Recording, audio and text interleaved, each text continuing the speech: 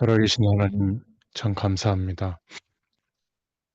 광야의 길을 걸어가는 것 같은 우리의 인생의 길에 하나님께서 언약 백성 삼으시고 예수 그리스도의 주인 되신 성막을 중심으로 또 교회의 축복을 누릴 수 있도록 은혜를 베풀어 주심을 감사합니다. 오늘도 주의 말씀을 의지하여 하나님을 바라보는 이 시간에 하나님께서 충만한 은혜로 역사해 주시고 우리 자신이 누구이며 무엇을 위하여 어떻게 살아야 할지를 분명하게 깨닫고 그 응답의 방향을 따라 나아갈 수 있도록 축복하실 줄 믿습니다. 오늘도 새 은혜가 임하는 은혜의 시간이 되게 하여 주시옵소서. 예수님의 이름으로 기도드렸습니다. 아멘. 네, 하나님 말씀은 출애굽기 31장 6절부터 1절까지입니다.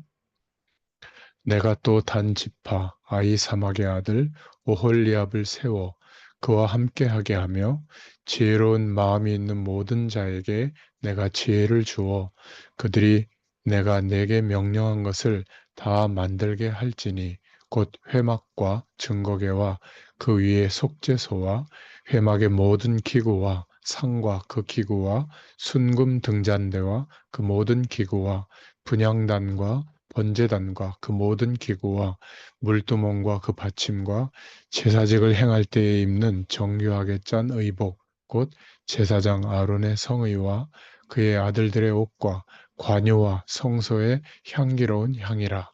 물은 내가 내게 명령한 대로 그들이 만들지니라. 아멘. 기능 가진 일꾼들이라는 제목입니다. 오늘 본문 말씀 있는 대로 광야길을 걸어가는 데는 고통이 있을 수밖에 없죠. 31장을 쭉 보면 광야길을 걸어가는데 애굽의 추격이 있고 또 가나안 땅에 일곱 족속이 견제하고 있고 광야에서 일어나는 사건들이 있습니다. 거의 다 죽음과 관계되는 무서운 일들이 있었죠. 그런 가운데 광야길을 가다 보니까 이런저런 문제도 일어납니다. 먹고 사는 문제죠. 가난과 먹을 것이 없는 것과 또 물이 없기도 하고 노예로 있었기 때문에 스스로 헤쳐갈 능력도 없었죠. 더 큰 문제는 정신적인 고통과 영적인 문제가 너무 쌓여 있는 겁니다. 오늘 하나님께서 여기에 해결책을 주셨죠.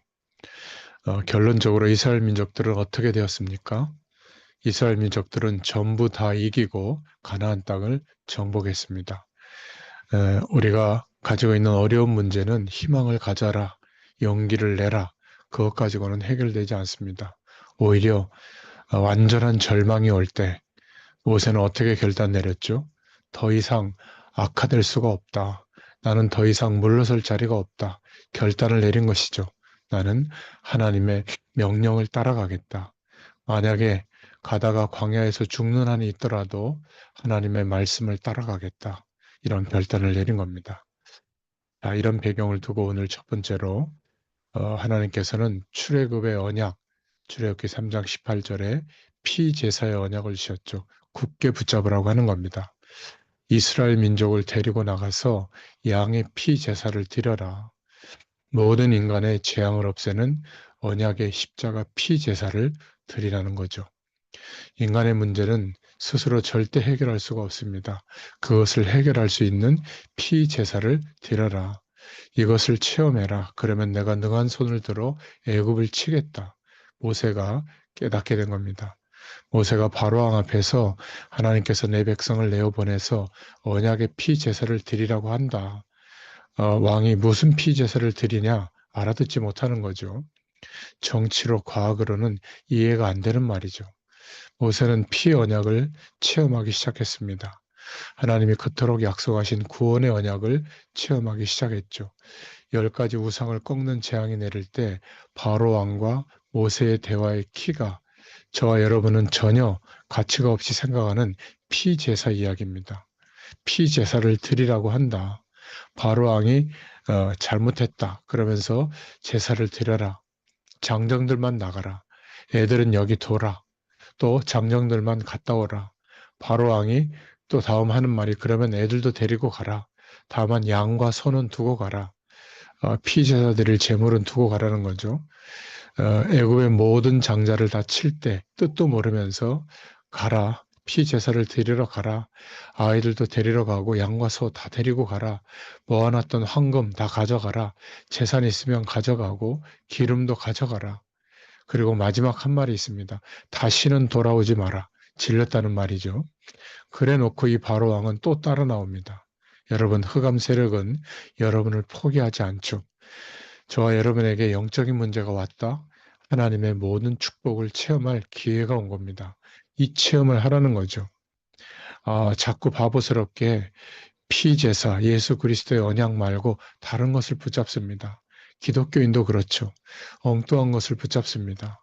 재앙이 가까이 와도 너를 침범치 못할 것이니라.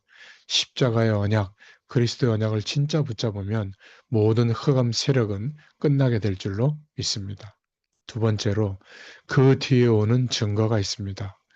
이스라엘 민족이 가는 길에 많은 문제가 보일지라도 걱정하지 말라는 겁니다. 그래서 새 절기를 가르쳐 준 거죠. 피 언약도 모르면서 응답만 받으면 되겠습니까? 응답이 오지 않는 것은 찾아낼 것이 있다는 거죠. 버릴 것이 있고 찾아낼 것이 있다. 양의 피 바른 날 해방되어졌죠.